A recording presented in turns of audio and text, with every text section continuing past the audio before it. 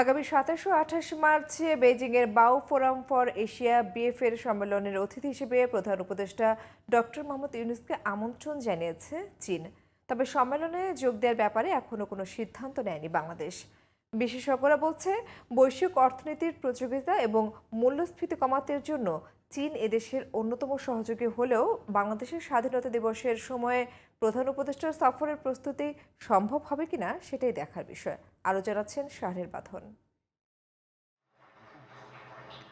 অন্তর্বর্তী সরকার গঠনের পর থেকেই বাংলাদেশকে ঘিরে চলছে ভারত, চীন ও যুক্তরাষ্ট্র কেন্দ্রিক নানা আলোচনা, যেখানে বিশ্বের প্রায় সবগুলো দেশই ছুটছে ব্যবসা বাণিজ্য কিংবা অর্থনীতির স্বার্থ সংশ্লিষ্ট সম্পর্ক তৈরির প্রতিযোগিতায়।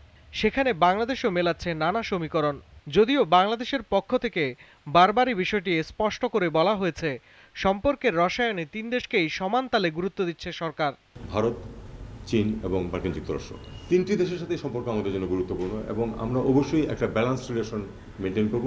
আমরা কাউকেই অসন্তুষ্ট করতে চাই না, কিন্তু আমাদের নিজেদের স্বার্থ রক্ষা করে আমরা তাদের সাথে ভালো সম্পর্ক বজায় রাখব। প্রধান উপদেষ্টার দায়িত্ব গ্রহণের পর থেকেই ডক্টর ইউনূসকে সমর্থন দিয়ে আসছে চীন।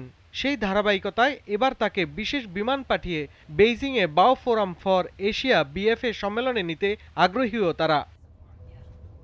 দুই দেশের সম্পর্কের ৫০ বছর পূর্তিতে বহুপাক্ষিক ফোরামে ডক্টর ইউনূস যোগ দেবেন ধারণা চীনের। তবে আন্তর্জাতিক সম্পর্ক বিশ্লেষক ডক্টর ইমতিয়াজ আহমেদ মনে করছেন, ব্যবসা বাণিজ্য এবং অর্থনৈতিক সম্পর্ক জোরদারের স্বার্থেই বাংলাদেশ ইতিবাচক পদক্ষেপ নেবে। যদি তারা চিন্তা করে যে না আমি একদিকেই ঝুঁকে থাকবো, তাহলে আমার মনে হয় না খুব একটা লাভ হবে বাংলাদেশের। বরং সবার সাথে যে সম্পর্ক করার যে বিষয়টা, সেটা আরও কত পেশাদারিত্বের মধ্যে আনা যেতে পারে, সেই ধরনের কাঠামো মধ্যেই আমার মনে হয় আমাদের দৃষ্টি দেওয়া দরকার। এখানে আমি সাইড নিতে পারছি না, এটা হলো সমস্যা হয়ে গেছে, তাই না? এখন এই জিনিসটা বোঝা দরকার যে একটা অর্থনৈতিক কম্পালশন তৈরি হয়েছে কিন্তু সবার সাথে বন্ধুত্ব রাখার। বিশ্ব অর্থনীতির গতিতে প্রায় সবকটি দেশই নিজেদের স্বার্থে একে অপরের সঙ্গে সম্পর্ক তৈরিতে গুরুত্ব দিচ্ছে। যে পরিবর্তনটা হচ্ছে পৃথিবীতে খুবই একেবারে বিশাল পরিবর্তন কিন্তু হচ্ছে, যেটা হয়তো আমরা এখন বুঝতে পারবো না, কিন্তু 10, 15, 20 বছর পরে আরও বোঝা যাবে। তো কিন্তু আমরা এখন থেকে যদি প্রস্তুতি নিতে পারি, তাহলে অতটা ঝামেলা হওয়ার কথা না। বিএফএ সম্মেলনের বৈঠকের ফাঁকে চীনা প্রেসিডেন্ট শি জিনপিং সহ দেশটির রাজনৈতিক নেতাদের সঙ্গে বাংলাদেশের শীর্ষ নেতার আলোচনার আয়োজন করতেও আগ্রহী তারা।